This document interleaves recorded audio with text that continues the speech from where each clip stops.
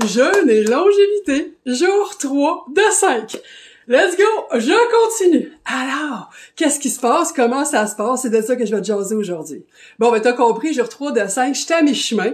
Si je partais à Montréal, je suis rendue à Drummondville. Alors quand même, je vois la fin de mon périple approcher, parce que oui, c'est un périple, c'est le moins que je puisse dire. Mon chum, un matin, il me demande, hier, il me demande, t'as-tu triché? Alors bien non, j'ai pas triché. J'ai préparé à manger, j'ai fait toutes sortes d'affaires, puis ouais, j'aurais pu tremper mes doigts ou manger les petits morceaux, mais non, j'ai pas triché. Parce qu'entre toi puis moi, la seule personne à qui j'aurais menti, c'est moi. Même si je serais arrivée un matin en te parlant, en dedans de moi, j'aurais pas cette clarté-là, ce bien-être-là. Ça fait que non, j'ai pas triché, parce que je sais que la seule personne que j'aurais trompée, c'est moi, puis là, ben ça marche plus me tromper, je suis beaucoup trop présente à moi-même pour ça. Donc non, j'ai pas triché. Après ça, ce matin, très tôt, il me demande « Puis comment tu te sens? » Tu sais, parce que bien sûr qu'il est curieux, puis qu'il m'observe, puis qu'il est aux premières loges, hein, pour observer, justement. Et là, je lui ai fait cette comparaison-là. Je médite tous les matins depuis à peu près 1998. J'ai oublié l'année précisément, mais c'était au siècle dernier, comme je m'amuse donc à le dire, tu sais. Et méditer là au quotidien, c'est pas nécessairement satisfaisant. OK, je vais te parler de la fierté. C'est sûr que quand tu as fait ta méditation, tu es fier de toi, puis après ça tu commences ta journée, tu sais. Mais en dehors de la fierté, en réalité, voici ce qui se passe. Si des matins, je m'en vais méditer, puis je suis très agitée, selon je sais pas moi l'intensité de la journée qui s'en vient, le stress, déjà des fois il y a des affaires qu'on fait pour la première fois ou dans quoi on va être inconfortable ou des enjeux supplémentaires. Dès que ça se présente, je suis pas folle, je me lève le matin, j'ai ça dans ma tête, alors je suis plus agitée. Fait qu'automatiquement, ma méditation va être plus agitée aussi. Je vais avoir du mal à rester avec mon mantra, qui martèle comme un genre de rythme, comme une course, c'est un pace, c'est ça, c'est vraiment, c'est un tempo, tu sais. Alors, à ce moment-là, je perds le tempo, je m'en vais dans mes pensées, puis des fois, je pense beaucoup plus que je vais dire mon mantra, même après près de 30 ans. Des matins aussi, je me lève, passer une mauvaise nuit, ou j'ai été malade, ou ma tête a beaucoup fonctionné pendant la nuit, puis je suis plus fatiguée. Fait que je fais ma méditation, puis ça fait que des fois, je m'aperçois que, diantre, j'ai dormi. Alors, tu comprends? Puis bien sûr, il y a des fois où je sens le calme, puis que là, je m'aperçois du calme qui s'installe à l'intérieur de moi, à l'intérieur de mes pensées. Puis là, dans ce temps-là, c'est sûr que c'est plaisant. Mais les instants plaisants sont pas si fréquents que ça. Pourtant, je médite tous les jours. Alors, on médite pas pour la satisfaction immédiate. On médite parce qu'on le sait que ça s'accumule à l'intérieur de soi puis que ça génère un bien-être supplémentaire. Pareil pour le jeûne. En fait, là, c'est vraiment ce que je peux te dire, ça se compare 100% avec ça. Bien sûr que je suis fière de moi, parce que je le sais que je construis, moi, Elisabeth Filion, je construis ma santé de demain. Je m'impose à moi-même mon propre vouloir. Laisse faire les commentaires des autres, les t'es folle, ou franchement, pourquoi qu'on fait des affaires de même? Ça donne rien. Peu importe les jugements des autres, présentement, je m'impose à moi-même mon vouloir. Et ça me donne énormément de force, de caractère. Parce que souvent, c'est ça qui nous manque pour prendre des décisions selon soi, c'est la force de caractère. Fait que le jeûne bâtit ça définitivement. Au niveau physique, il se passe aussi de l'autophagie, je t'en avais déjà parlé. Ouais, mon corps est en train de manger les cellules mortes, tout ce qu'il a plus besoin, puis c'est ça qu'il est en train de faire. Mon corps se nettoie. Je le sais, parce que la quantité d'énergie nécessaire à digérer, je lui enlève ça. Il a pas besoin de digérer présentement. Alors, mon corps prend toute l'énergie restante. C'est comme un 35% de notre énergie quotidienne qu'on dépense à digérer. Fait que quand tu dis « Hey, corps, t'auras rien à digérer pour la journée », il dit « OK, attends une minute, m'en faire d'autres choses. » Et là, il se met à travailler pour toi, pour ta santé, pour un plus haut niveau énergétique. Je t'en reparle à la fin. Mais je te fais voir un peu le processus. Fait que je le sais que mon corps se nettoie. Exactement comme je le sais que quand je médite, je me fais du bien. C'est de la conviction. Je me base sur mon savoir, puis sur la science, puis je me dis, je me l'impose à moi-même, puis ça me génère de la fierté, parce que je sais que je bâtis ma force de caractère. Maintenant, je te parle concrètement de l'expérience. Je vais te faire rire pendant une couple de secondes. Alors, lundi soir, pendant que je mangeais, c'est ça que je te disais hier, hein, je mangeais, puis je me disais, « Oh mon Dieu, je vais pas remanger avant demain soir! » Puis ça m'inquiétait grandement. Je l'ai fait, je te répète, j'ai pas triché, je vis l'expérience pleinement, en pleine conscience. Mais je trouvais donc mon repas loin. Alors, tu comprends, quand je suis arrivée hier soir, hein, alors là, j'ai mangé, j'étais contente, je me rappelle, je disais à mon chum à 1h hier après-midi, « J'ai faim! J'ai hâte de manger! » Alors, arrive l'heure du souper qui a pas tardé, hein, 17h30, j'étais devant mon assiette, hein. Mais manger m'a pas soulagée. C'est assez troublant, cette affaire-là, parce que malgré ma faim, quand j'ai mangé, je me suis sentie lourde et inconfortable. Plus tard en soirée, j'ai parlé à quelqu'un qui fait des jeûnes complets. Moi, c'est comme de l'intermittent 23-24. Elle a fait des 60 heures sans rien manger. Puis elle me disait qu'elle se sent beaucoup mieux dans le 60 heures rien manger que dans le 23/24. Puis je comprends. Parce qu'après avoir mangé, je me sentais lourde. Hey, j'ai pas mangé, j'ai pas outre-mangé, là. T'es pas capable. Je voudrais bien te dire, oh, j'ai sauté dans mon assiette. Oui, mais après quelques bouchées, c'était lourd dans mon ventre. C'était très lourd. Mais ça m'a grandement étonnée. Je dois dire là, qu'hier, je mangeais, puis j'étais étonnée de voir, d'une part, j'avais faim, mais de l'autre, j'avais comme pas si tant envie de manger. C'est vraiment intéressant. Et bien sûr qu'hier soir, quand j'ai fini mon repas, ça l'a pas fait comme, oh mon Dieu, que j'ai hâte de manger demain soir. Hein, ça l'a pas fait ça. Je vis pas ça présentement. Je te jure, j'ai faim, là. Je suis pas en train de te mentir. Oh oui, je mangerais certainement un petit déjeuner un jour, je mangerais des œufs, tu sais. C'est sûr. Mais en dehors de ce désir-là que je suis capable tout à fait de contrôler, pour vrai, j'ai pas si tant hâte de manger. Parce que hier, je me suis pas senti bien après avoir mangé. C'est quoi le plus grand défi, à part avoir faim, puis bon, ben, pour peu que tu détournes ton attention, t'arrêtes d'y penser. Fait que si tu travailles à temps plein, ou ben si t'aimes créer, je vais dire, c'est pas difficile de détourner son attention. L'enjeu, il est pas véritablement là. En tout cas, pas pour moi du tout. Ma difficulté est avec la saveur sucrée. Moi, en 2020, j'ai arrêté de manger du sucre. J'ai pas arrêté de manger juste le sucre blanc. J'ai littéralement coupé de mon alimentation la saveur sucrée pendant 1 an. Maintenant, j'en remange, mais à l'occasion, puis je vais dire que ma tolérance au sucre est très, très basse. J'aime plus la saveur sucrée. J'aurais pas pensé te dire ça parce que moi, je suis une bibite à sucre. C'est encore comme ça que je me définis. Et pourtant, dans mes actions, c'est plus ça du tout que je me dis. Alors, si toi, par exemple, tu manges du yogourt à vanille ou bien avec des petits fruits dedans, si tu manges présentement de la crème glacée, si tu prends ton café avec du lait, si tu aimes les fruits, si tu bois du jus de fruits, si tu bois de la liqueur, t'auras pas de difficulté, pas en tout, à boire ce qui te donne à boire, hein, pour venir en compenser puis rajouter des corps cétoniques. Je te reparle de ça tantôt, les corps cétoniques, mais t'auras pas de difficulté, pas en tout. Toi, tu l'auras pas, ce challenge-là, parce que tu manges déjà sucré.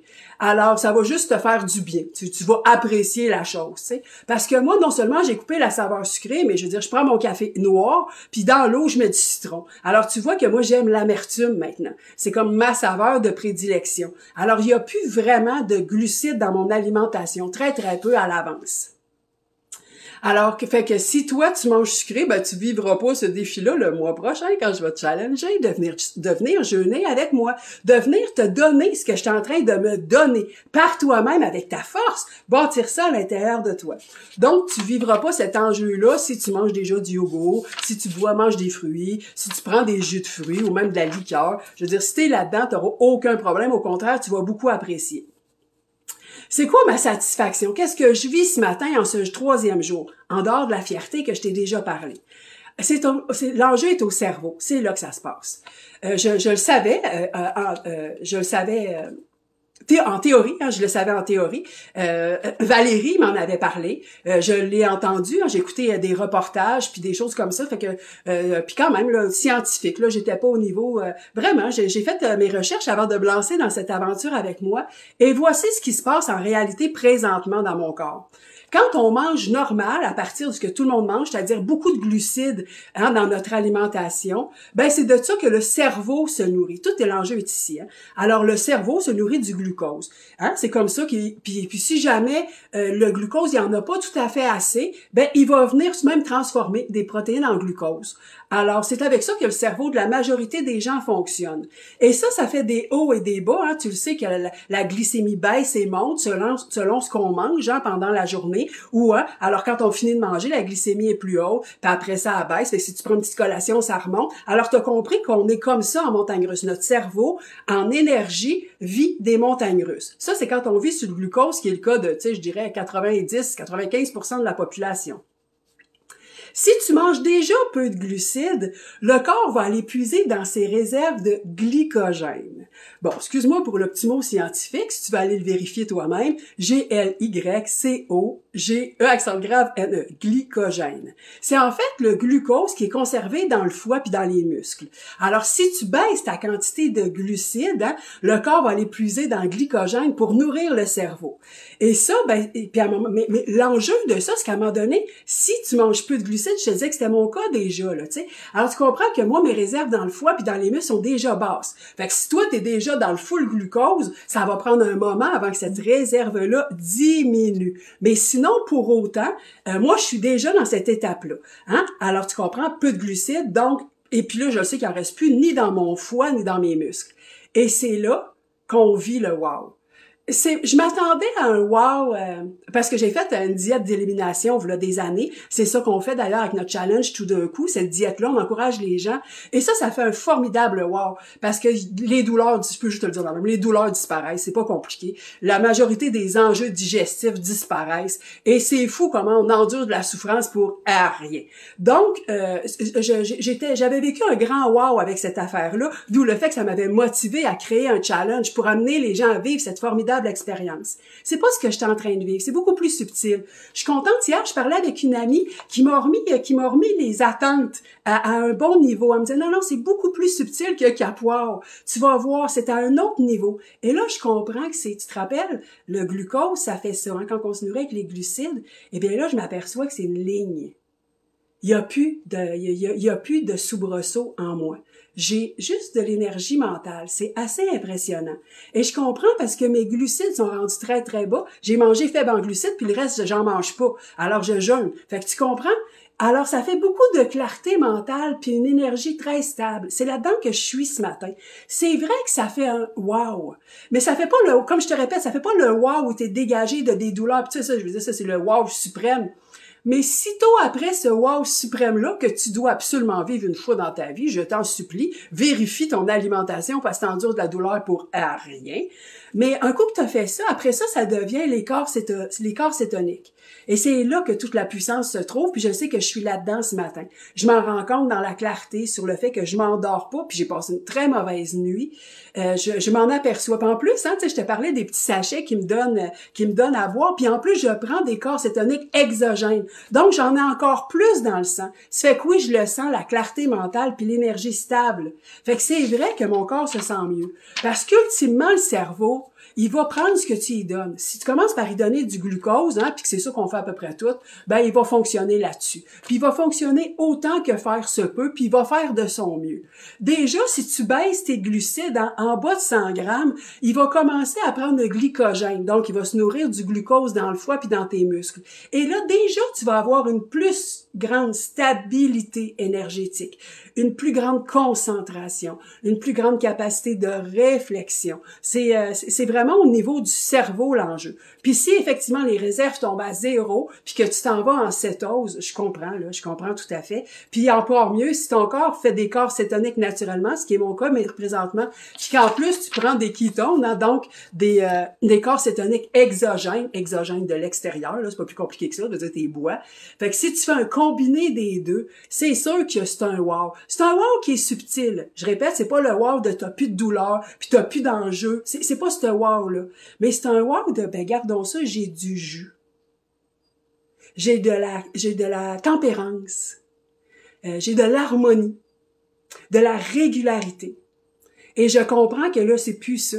Et ça devient ça. Alors, je comprends pourquoi c'est aussi effectivement le fun à vivre.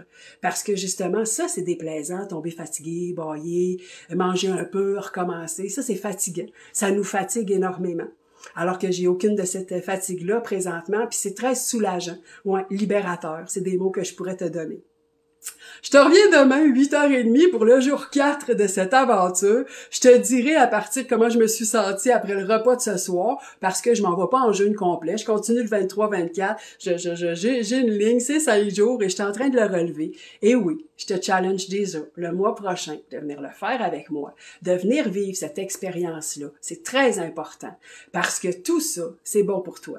C'est non seulement bon pour ta force de caractère, pour te prouver tout ce que tu es capable, pour te faire voir ton potentiel, mais aussi pour aller vivre cette énergie mentale-là, cette clarté-là. Vraiment, tu veux vivre ça au moins une fois dans ta vie.